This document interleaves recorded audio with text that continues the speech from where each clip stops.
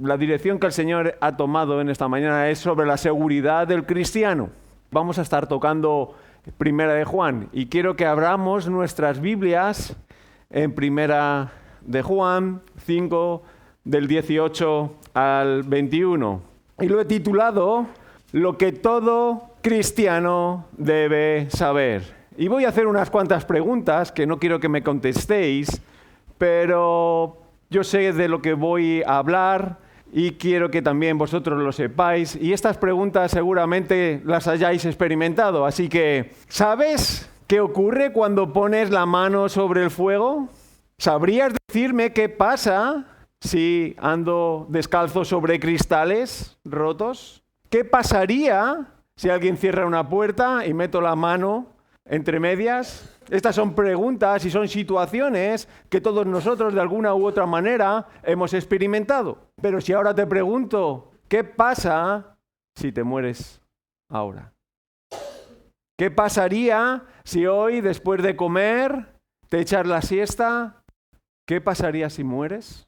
Y el cristiano debería saber esto. Y esto es lo que nos está diciendo el apóstol Juan. El cristiano tiene la victoria asegurada sobre el pecado y Satanás. ¿Y qué tiene? La vida eterna. ¿Por qué?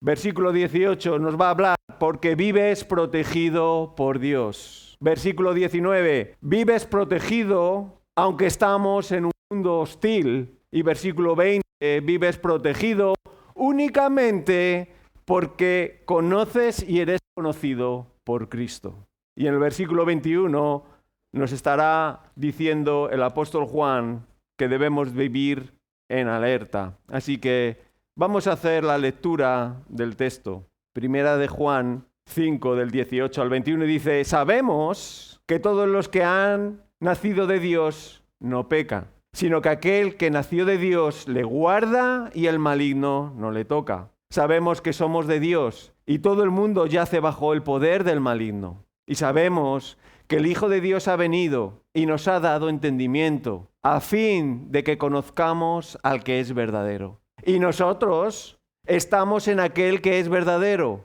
en su Hijo Jesucristo. Este es el verdadero Dios y la vida eterna. Hijos, guardaos de los ídolos. Y Juan está terminando su epístola y en su epílogo va a presentar 3 afirmaciones y una advertencia que todo cristiano debe saber. Esta carta tiene el propósito de ofrecer al cristiano la seguridad de salvación. Si crees que Jesús es el Hijo de Dios, tienes seguridad. Y puedes estar seguro de que tienes la vida eterna. Fijaros lo que dice en el 13, 1 de Juan 5:13. Estas cosas os he escrito a vosotros, que creéis en el nombre del Hijo de Dios, para que sepáis que tenéis vida eterna. Y en estos 5 capítulos, Juan nos está presentando evidencias de quién es un cristiano y quién no.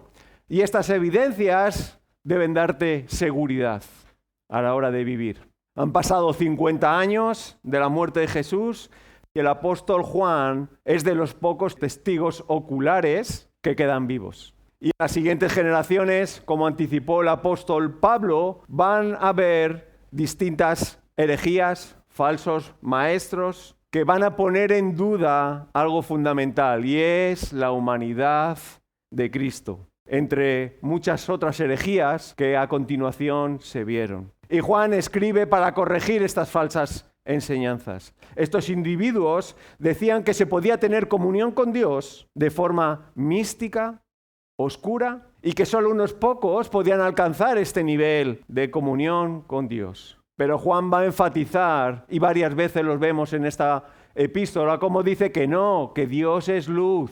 En Dios no hay tinieblas, no hay oscuridad.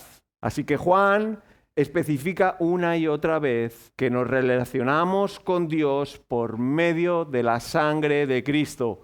Y esta sangre, ¿qué está haciendo? Señalándonos la humanidad de este Señor, de nuestro Señor Jesucristo.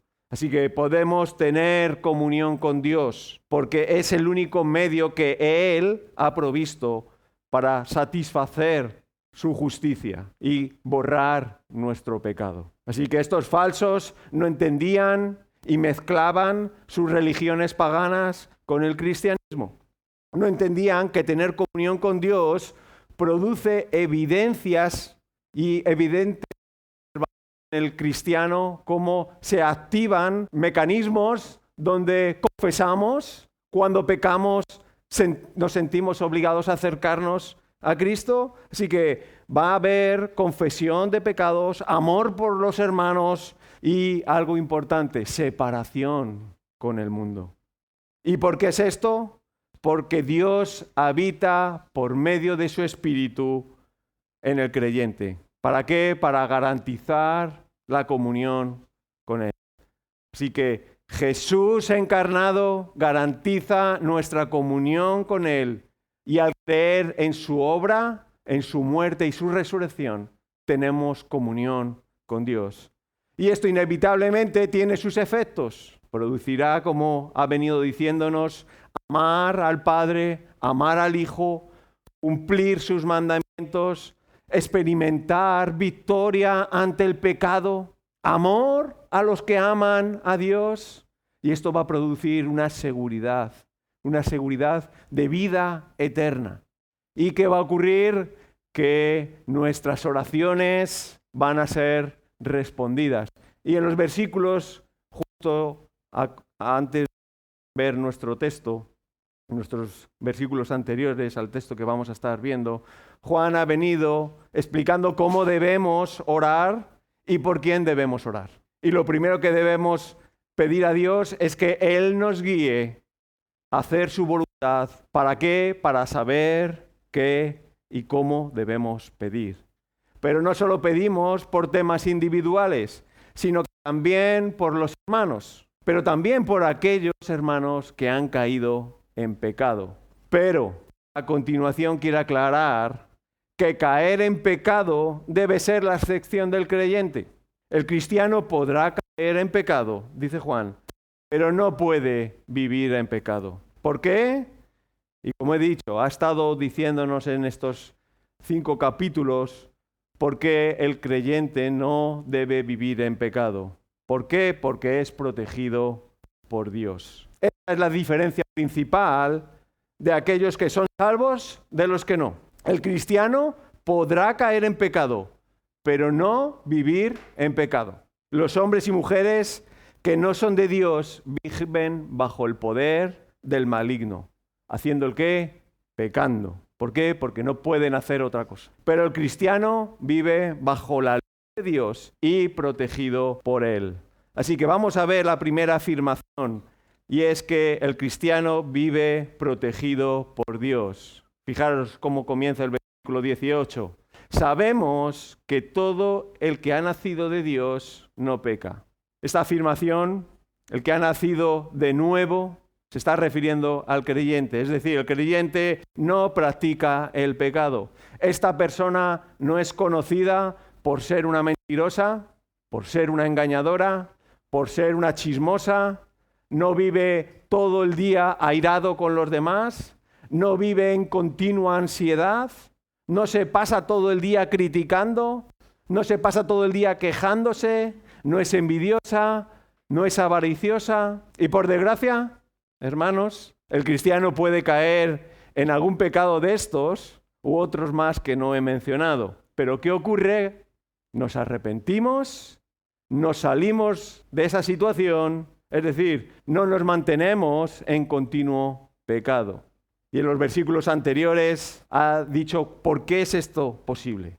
¿Por qué el cristiano no vive en pecado? Fijaros, 1 Juan 2:3. El pecado es lo opuesto a la ley de Dios. Por eso, el cristiano no vive bajo el poder del pecado, no vive pecando todo el día. Fijaros, y esto sabemos que hemos llegado a conocerle, si guardamos sus mandamientos. Así que el cristiano, está diciendo el apóstol Juan, que no vive en pecado. ¿Por qué? Porque conoce sus mandamientos, porque ha entendido la ley de Dios. Primero, el pecado es lo opuesto a la ley de Dios. Segundo, el pecado es lo opuesto a la obra de Cristo. ¿Esto qué significa? Fijaros, En el 2:6 dice, el que dice que permanece en Él debe de andar como Él anduvo.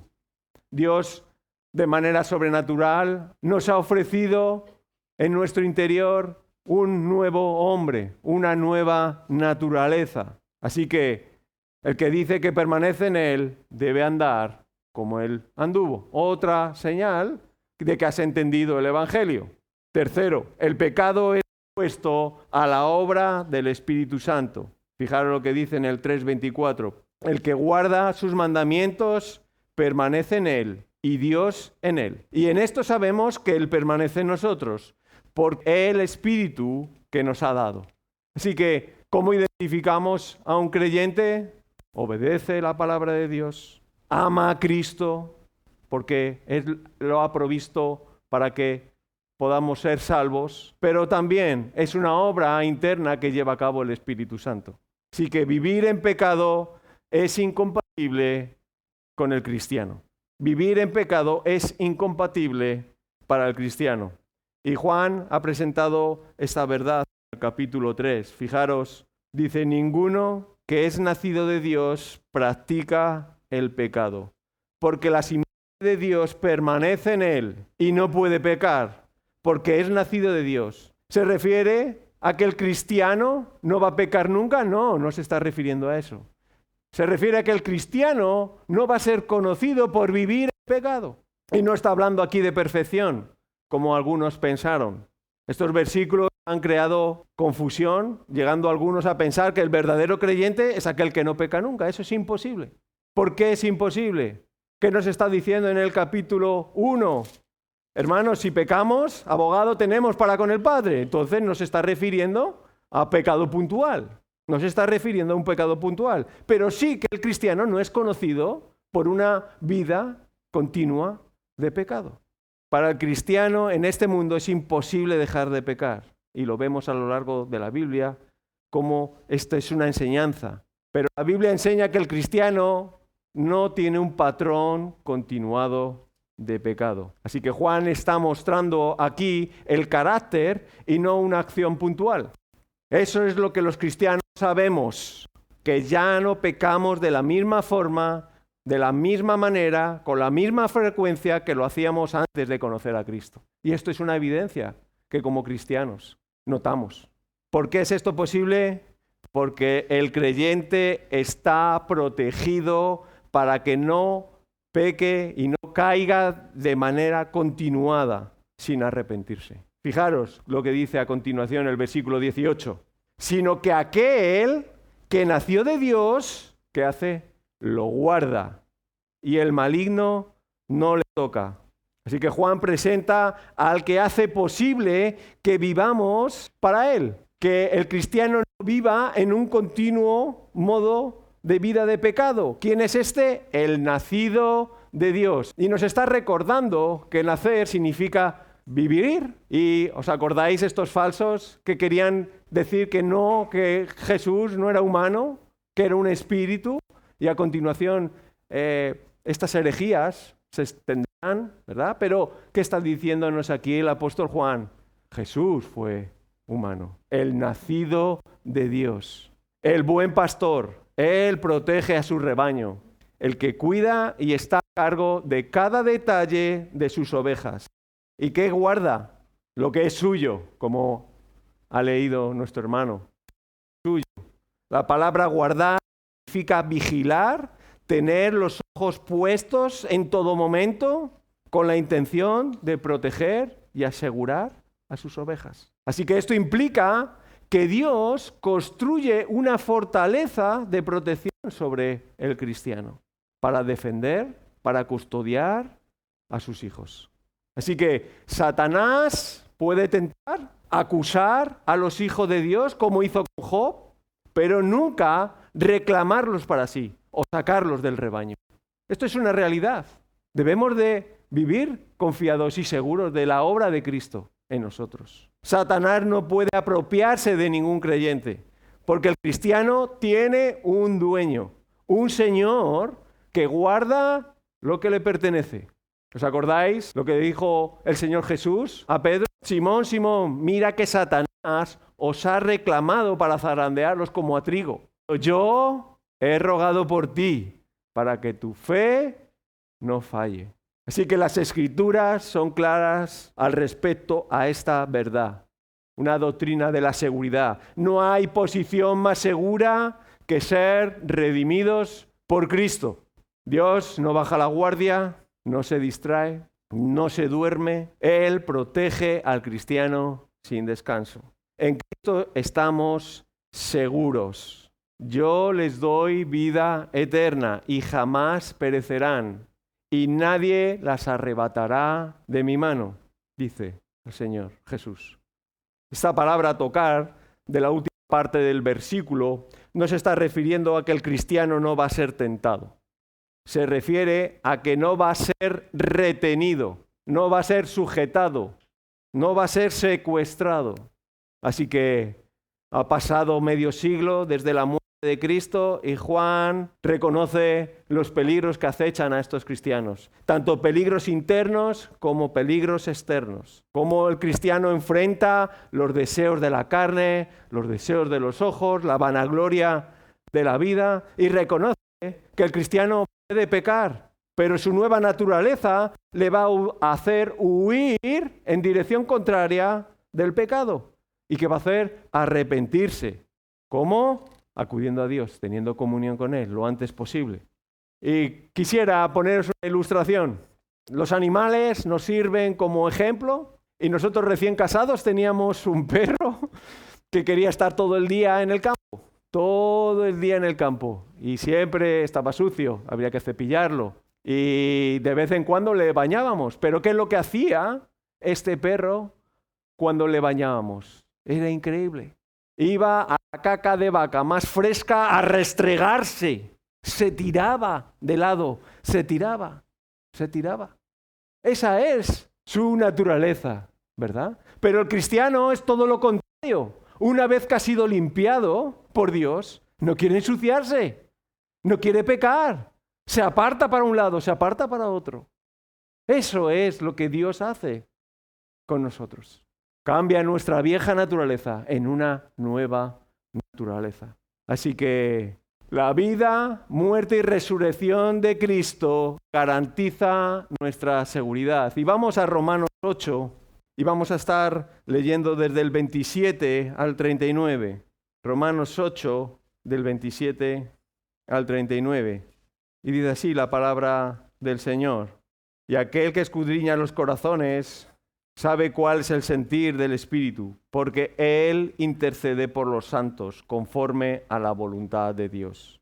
Y sabemos que para los que aman a Dios, todas las cosas cooperan para bien. Esto es, para los que son llamados conforme a su propósito. Porque a los que de antemano conoció, también los predestinó a ser hechos conforme a la imagen de su Hijo, para que Él sea el primogénito entre muchos hermanos. Y a los que predestinó, a estos también llamó. Y a los que llamó, a estos también justificó. Y a los que justificó, a estos también glorificó. Entonces, ¿qué diremos a esto?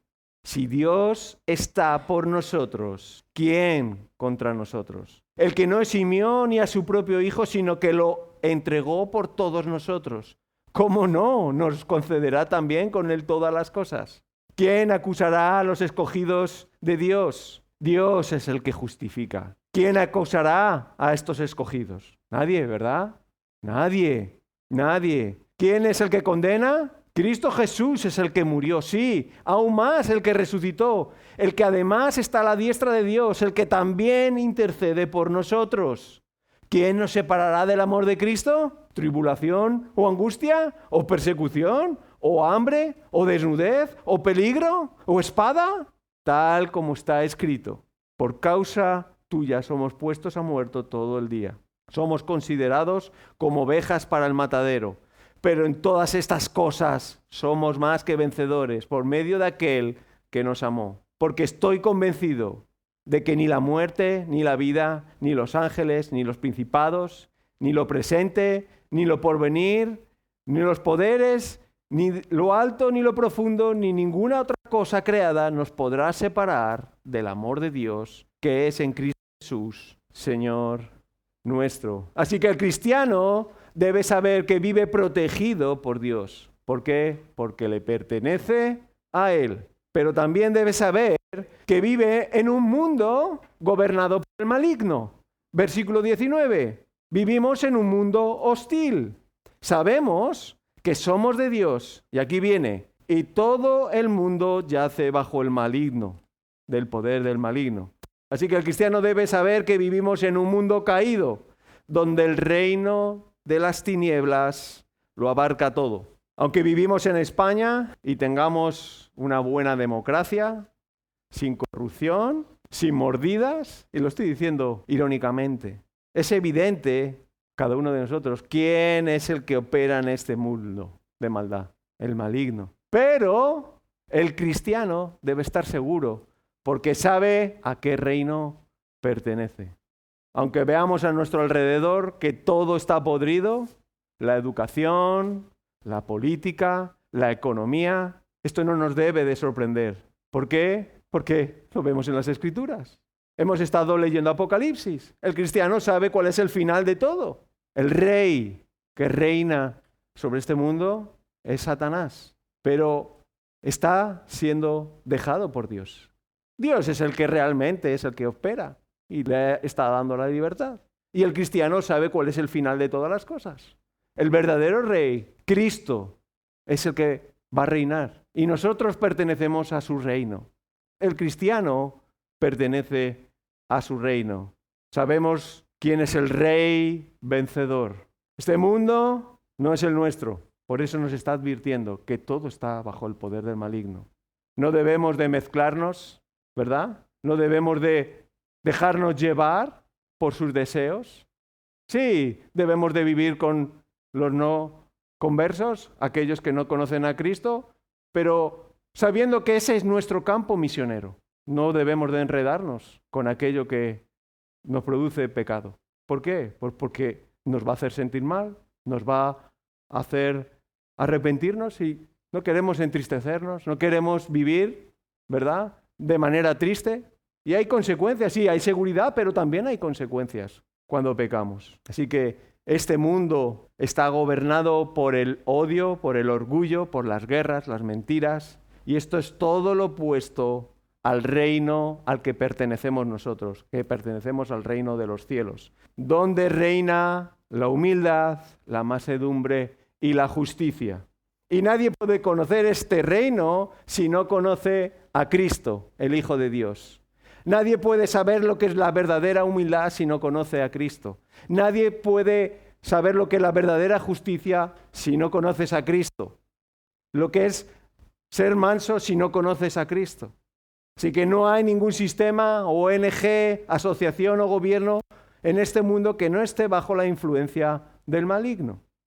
Por lo que el cristiano debe andar listo si no quiere verse enredado en él. Así que sabemos que si somos de Dios, debemos cuidarnos de todo aquello que nos pueda perjudicar. Fijaros lo que dice en el 2:15 de Primera de Juan. No améis al mundo ni las cosas que están en el mundo. Si alguno ama al mundo, el amor del Padre no está en él. Y alguno se puede preguntar, ¿por qué no debo de amar al mundo? Y no debo amar al mundo, lo primero porque el mundo nos odia, fijaros en el 3:13, y está buscando cualquier excusa para arrastrarnos hacia el pecado. Aunque vivimos en el mundo y trabajamos en él, debemos hacerlo sin mezclarnos con él. Y aún así, ¿qué ocurre? Nos vamos a contaminar, por lo que debemos estar de manera continua limpiándonos de pecado. Pero damos gracias a Cristo por su provisión. Fijaros. Mas si andamos en luz, como Él está en luz, tenemos comunión los unos con los otros, y la sangre de Cristo nos limpia de todo pecado. No dice alguno, de todo pecado. Si confesamos nuestros pecados, Él es fiel y justo para perdonar los pecados y para limpiarnos de toda maldad. Sí, ¿podemos caer en pecado? Sí, vamos a acudir a Cristo. Y vamos a continuar con la vida animado, arrepentido, pero animado. El cristiano debe de reconocer su fragilidad.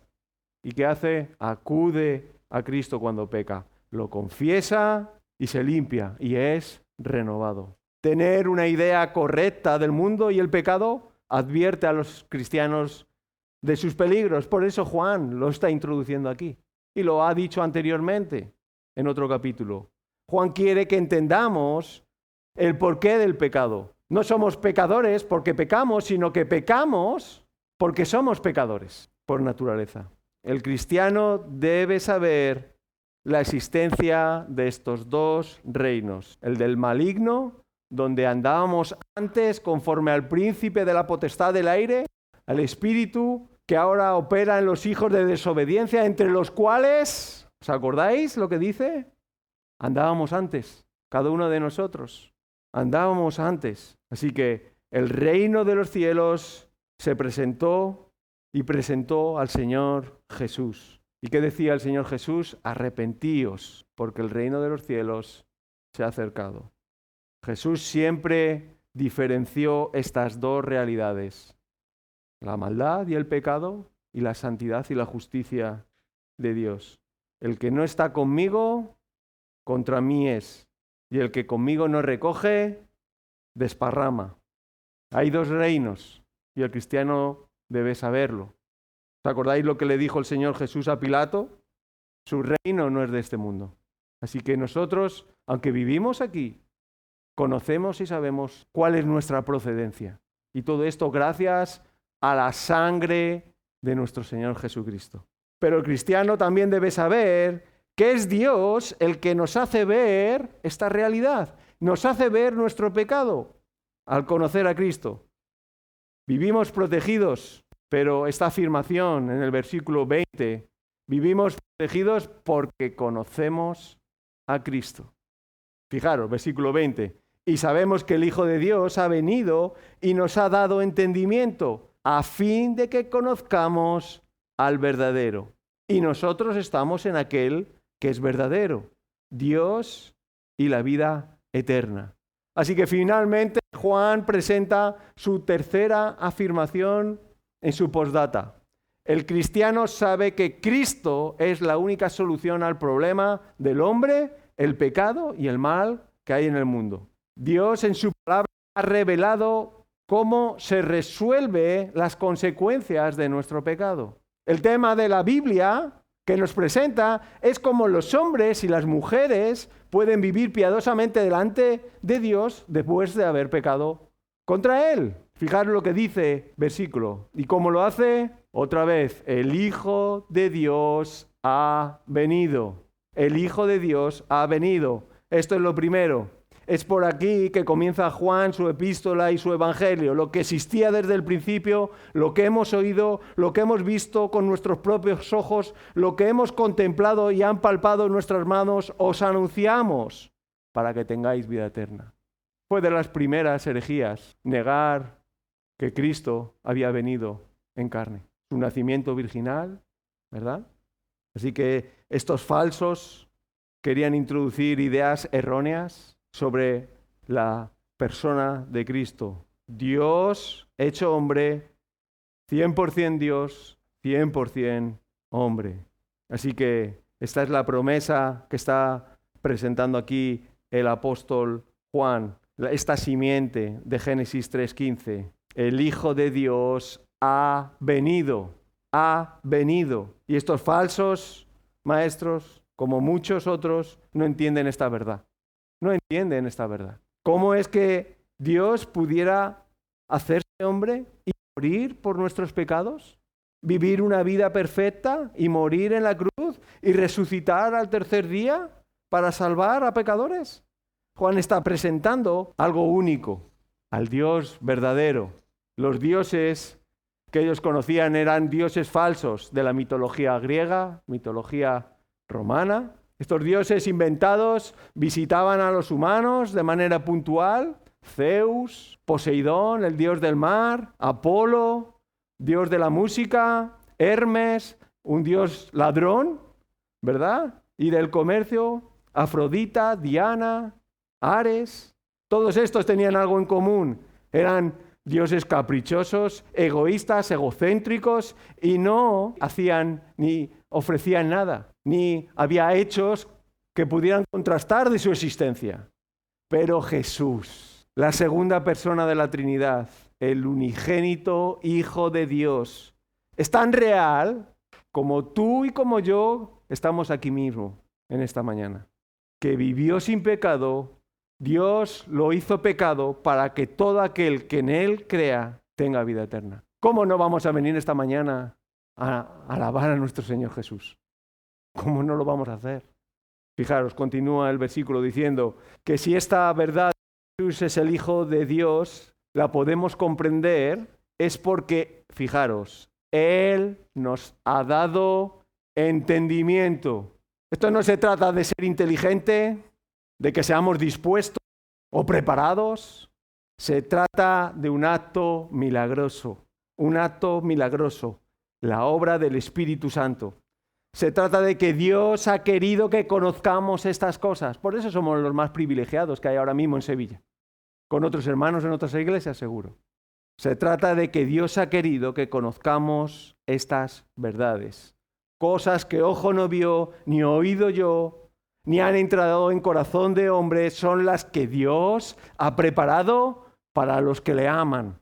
Por norma general, cuando pensamos en la obra de Jesús, está bien, nos enfocamos en su vida, su muerte, su resurrección, y esto está bien, pero hay algo que pasamos por alto. Uno de los propósitos últimos de la venida de nuestro Señor Jesucristo a la tierra fue enviar el don del Espíritu Santo en Pentecostés. Os conviene que me vaya. ¿Por qué? Porque se va a cumplir lo que Dios ha establecido en el Antiguo Testamento. ¿Qué va a ocurrir? El Espíritu Santo nos va a dar entendimiento para transformar nuestros corazones de piedra en corazones de carne. Versículo 20. Con el fin de conocer al verdadero. Así que Juan está presentando la realidad de un cambio interno, lo que el Antiguo Testamento ha enseñado. Ezequiel 36, desde el 24 vamos a leer. Porque os tomaré de las naciones, os recogeré de todas las tierras y os llevaré a vuestra propia tierra. Entonces os rociaré con agua limpia y quedaréis limpios de todas vuestras inmundicias y de todos vuestros ídolos os limpiaré. Además, os daré un corazón nuevo y pondré un espíritu nuevo dentro de vosotros. Quitaré de vuestra carne el corazón de piedra y os daré un corazón de carne. Pondré dentro de vosotros mi espíritu y haré que andéis en mis estatutos y que cumpláis cuidadosamente mis ordenanzas. Así que ese cambio se presenta como un milagro. Y vemos que esto lo hace posible la encarnación de Cristo, el Mesías, el cumplimiento así que Dios ha establecido en su palabra. Cristo nos ofrece por su vida, muerte y resurrección que podamos ser transformados, que seamos una nueva naturaleza. Y la palabra que aparece de conozcamos implica entender lo que concierne a Cristo y su plan de salvación. No se trata de saber que Jesús es un personaje histórico o alguien importante, o como dicen los jóvenes, un influencer, o algunos han dicho, el primer socialista. No, el cristiano sabe y entiende que Cristo es el Hijo de Dios. Es decir, el cristiano tiene el Espíritu Santo y puede afirmar, nosotros estamos, como dice el versículo 20, en aquel que es verdadero. Cristo, el verdadero Dios. ¿Y qué? La vida eterna. Así que Juan, en el último versículo, nos va a advertir, ¿verdad? Y Juan quiere decirnos que podemos vivir protegidos al conocer a Cristo, pero esto no significa que se van a reducir los esfuerzos de Satanás por desacreditarnos, ni van a disminuir los peligros ni las distracciones del cristiano. Juan advierte que vivir protegidos por Dios no van a reducir los esfuerzos de Satanás por hacernos pecar, ni van a disminuir los peligros que hay a nuestro alrededor, las distracciones. Fijaros, versículo 21. Hijitos, guardaos de los ídolos. Así que conocer estas 3 afirmaciones, es decir, vives protegido por Dios, vives protegido aunque estés en un mundo hostil, vives protegido única y exclusivamente porque conoces a Cristo, en este versículo 21 nos da una advertencia. Y esto es más que un consejo. Juan es un anciano lleno de experiencia y ha visto a muchos a lo largo de su vida, ¿verdad?, caer en pecado, ser arrastrados, llevar vidas sin gozo, y él nos advierte. Sí, tenemos seguridad, pero podemos vivir de manera triste por culpa de nuestro pecado y sufrir las consecuencias de nuestro pecado. Y él está advirtiéndonos, está diciendo en estas últimas palabras, están cargadas de importancia, van más allá de una simple recomendación. Y esto es importante que lo sepamos, hermanos. Nos guste o no, la vida cristiana es una guerra con el mundo. Y en el momento que nos despistamos, ¡zasca! El maligno lo aprovecha para erosionar nuestra fe. El mayor peligro se encuentra cuando nos despistamos, como esa oveja que anda por donde no debe andar. Y esta semana, el lunes, estuve entregando unos pies de gato en una escuela de escalada. Yo me dedico a escalar y estábamos escalando y de repente todos los días, por norma general, a partir de la 1 pasa un pastor con sus ovejas y el hombre se para, habla con nosotros un buen rato, pero ese día, el lunes, pasó corriendo y pasaron demasiado rápido las ovejas y los perros. Y nos pareció raro porque siempre se para, porque hay algunos que conocen a este hombre y hablan con él y demás. Y al rato hay por allí unos niños, hijos de otros escaladores, jugando, y de repente vienen corriendo diciéndonos: papá, hay una oveja con las patas atadas. Una oveja con las patas atadas ahí. Bueno, yo sigo escalando, no me distraigo porque tengo que volverme a casa, y a la que recojo mis cosas y me voy. Y veo a este hombre cargando la oveja en la pick-up. Y también había otra oveja al lado y que dijo: ¿y ahora esta qué voy a hacer con ella? Pues no la puedo coger para subirla. Total que le pregunto: ¿qué ha pasado? Y dice: pues que se ha metido por donde no debía y le ha picado una víbora. ¿Y eso que es mayor? Me dice. Así que para que no sufra hasta donde tenemos que ir, que lo mismo se muere, la dejo aquí para que el veneno no le recorra la sangre y se muera. Y te das cuenta, si esto está haciendo un hombre, ¿cómo no hacer Dios con nosotros? Podemos caer en pecado y aparentemente estamos atados y sufrimos, pero con un propósito, Y un detalle importante: ¿qué hacía la otra oveja? Qué raro, preocuparse por, ¿verdad? Bueno, el Señor, aunque pecamos, nos cuida, nos protege, pero debemos de ser listos. Y está haciendo esto lo que está haciendo el apóstol Juan. Nos está advirtiendo: tener cuidado de los ídolos, Pero gracias a Cristo, nuestro buen pastor, que aunque seamos dañados, Él siempre nos sostiene, tiene cuidado de nosotros y hace que siempre estemos a su lado en esta vida y en la futura. Así que los problemas vienen cuando dejamos de lado los medios de gracia que Él ha puesto a nuestra disposición, dejamos de tener comunión con Él y empezamos a andar por donde no andamos, ¿verdad? Así que podemos leer esta palabra ídolos y podemos pensar que esto no nos afecta porque somos evangélicos. Nosotros no creemos en los santos, no creemos en las vírgenes, y a estas alturas no vamos a adorar a ningún becerro de oro o a la diosa Diana, pero la idolatría, hermanos, va más allá. Ídolo es aquello que ocupa el lugar que solo le corresponde a Dios. Es aquello en lo que dedico mi vida, lo que dedico mi tiempo, todo lo que es prioridad para mí. Eso es un ídolo. Y un ídolo es aquello que me atrae, que me estimula, aquello que dedico mi atención, aquello en lo que gasto mi energía, mi dinero, lo que domina mi vida. Eso es un ídolo también. Incluso hasta el trabajo se puede convertir en un ídolo. Un deporte. Esta definición, ¿verdad?, ahora ha abierto una inmensa puerta a ídolos, por lo que la advertencia es más que apropiada.